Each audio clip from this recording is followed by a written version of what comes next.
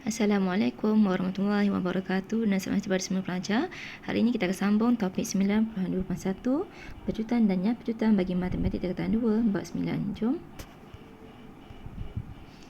Okey, mula kita pelajari dahulu masa dan unit bagi pecutan. Pecutan ialah peningkatan kelajuan terhadap masa.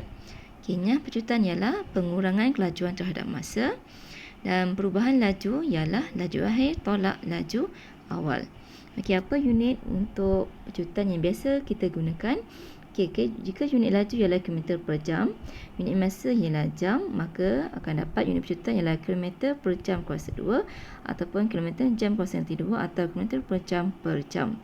Okey, jika unit laju ialah meter per saat, unit masa ialah saat, maka unit pecutan yang digunakan ialah meter per saat kuasa 2 atau meter saat kuasa 2 atau meter per saat per saat. Okey, ini adalah rumus pecutan. Pecutan ialah perubahan laju dibahagi dengan masa yang diambil.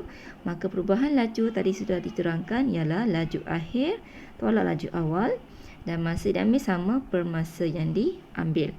Dan unit pecutan yang digunakan ialah seperti tadi saya dah terangkan ialah kilometer per jam kuasa 2 atau kilometer jam negatif 2.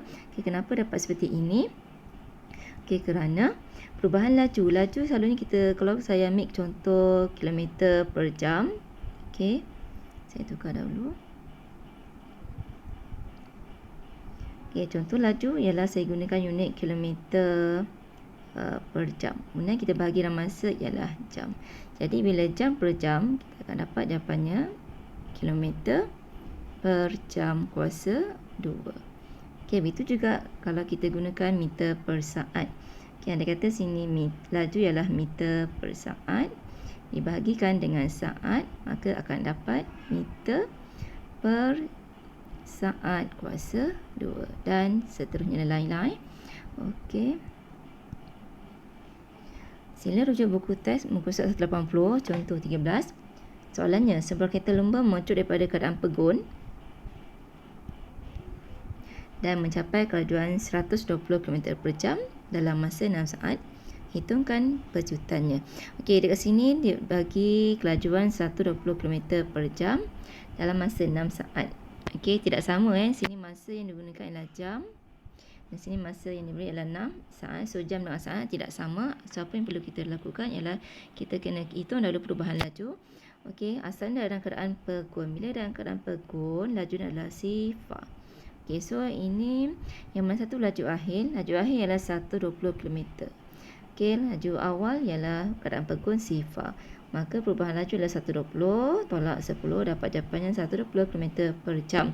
Okay, maka jam kita perlu tukarkan kepada saat. Okay, jam tukar pada saat ialah darab dengan 3600 ataupun 60 darab 60 berada di sini. Maka terus tekan kalkulator 120 dibagi dengan 60 darab 60. Maka para pelajar akan dapat jawapan 0.033 km per saat. Okey, maka pecutan adalah perubahan laju ialah 0.033 dibagi dengan masa yang diberi ialah 6 saat pada soalan. Maka 0.033 dibagi dengan 6 saat, maka para pelajar akan dapat jawapan 0.0056 km per saat kuasa 2.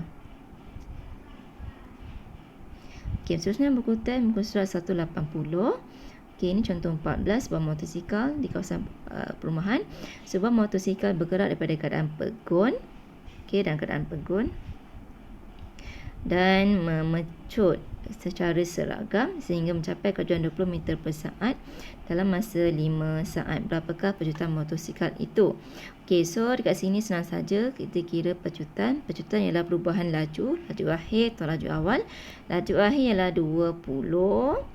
Laju awal pegun ialah sifar. So 20 tolak sifar, pelajar akan dapat 20 per kanan bilangan masa yang diambil adalah 5 saat. So 20 bahagi dengan 5 dapat jawapan 4 meter per saat kuasa 2. Okey, ini sambungan soalan tadi. Soalan yang sama tentang motosikal.